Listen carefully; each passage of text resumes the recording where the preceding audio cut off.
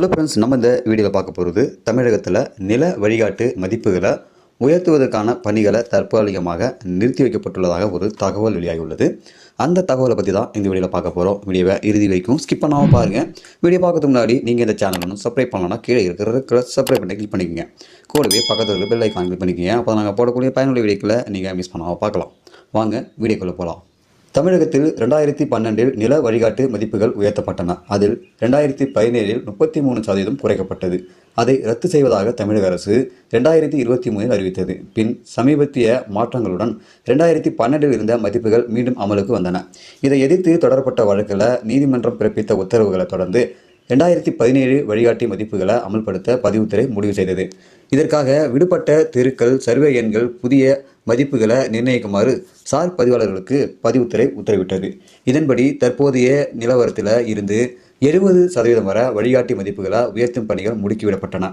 இது குறித்து சார் பதிவாளர்கள் கூறியதாவது: விடுபட்ட தெருக்களுக்கு மதிப்பு நிர்ணயிப்பதாக கூறி அனைத்து சர்வே எண்களும் பகுதி வகைப்பாடு வாரியாக புதிய மதிப்புகள் நிர்ணயிக்கப்பட்டன.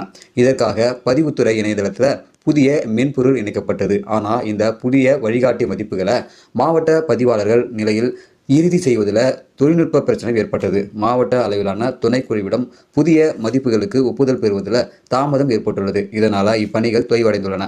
இவ்வாறு சார் பதிவாளர் அலுவலகத்தில் பணிபுரியும் ஒரு அதிகாரி கூறியுள்ளார்.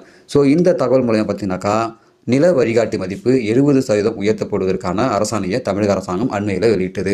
ஸோ இதனைத் தொடர்ந்து இதை அமல்படுத்துவதற்கான வழிகாட்டு நெறிமுறைகளை கொண்டு வருவதற்கு சார் பதிவாளர் அலுவலகம் மூலமாக நிறைய மாவட்டங்கள்லையும் சார் பதிவாளர் அலுவலகங்களில் இதை வழிமுறைப்படுத்துறதுக்காக பணிகளை துவங்கிவிடப்பட்டன.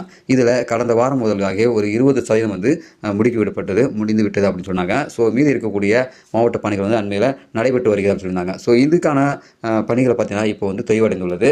ஸோ காரணம் என்ன பார்த்தீங்கன்னாக்கா, மென்பொருள் காரணமாக, அந்த அப்ளிகேஷன் காரணமாக சாஃப்ட்வேர் பாலத்தால் இந்த பணிகள் தற்காலிகமாக நிறுத்தி வைக்கப்படுது, தொய்வடைந்து வருது அப்படின்னு சொல்லலாம். ஸோ மீண்டும் இந்த பணிகள் தொடங்கும். ஸோ இந்த வழிகாட்டு மதிப்புகள் உயரும்போது மக்களுக்கு நிலங்கள் வாங்குவதற்கான மதிப்புகள் அதிகமாகும், ரேட் அதிகமாகும். இதனால் ரியல் எஸ்டேட் வியாபாரிகளும் சரி, மக்களாகிய பொதுமக்களும் கண்டிப்பாக இதனால் பாதிக்கப்படுவாங்க. ஸோ இந்த வழிகாட்டு மதிப்பீடுகளை உயர்த்துவதற்கான உங்களுடைய கருத்துக்களை இந்த வீடியோ கீழே கமெண்ட்டில் தெரியப்படுத்துங்க. இந்த வீடியோ உங்களுக்கு யூஸ்ஃபுல்லாக இருக்கும்னு நினைக்கிறேன். யூஸ்ஃபுல்லாக இருந்தால் லைக் பண்ணுங்கள், உங்கள் நண்பர்களுக்கும் பயனுள்ளதாக இருக்கும்னா ஷேர் பண்ணுங்கள். இதுபோல் பயனுள்ள வீடியோக்களை நீங்கள் தொடர்ந்து பார்க்கணுனாக்கா நம்ம யூடியூப் சேனலை சப்ஸ்கிரைப் பண்ணுங்கள். மீண்டும் இன்னொரு வீடியோ சந்திக்கலாம். அதுவரை மனிதர்களை மதிப்போம், மனித உயிரை காப்போம். நன்றி.